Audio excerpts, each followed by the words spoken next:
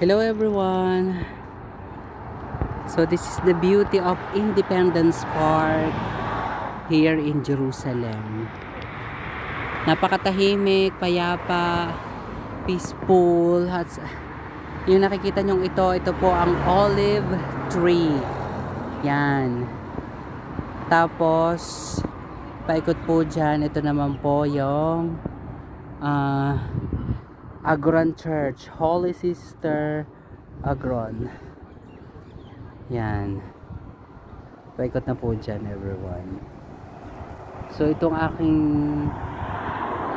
kinatatayuan sa ngayon ay yan yung olive wood. So lahat po ng mga olive wood ay may sarili-sarili silang mga number everyone. So yan, napakatahimik, napaka-peaceful everyone ng bonggong-bonggo. Para bang kumulimlim ngayon sa ngayon.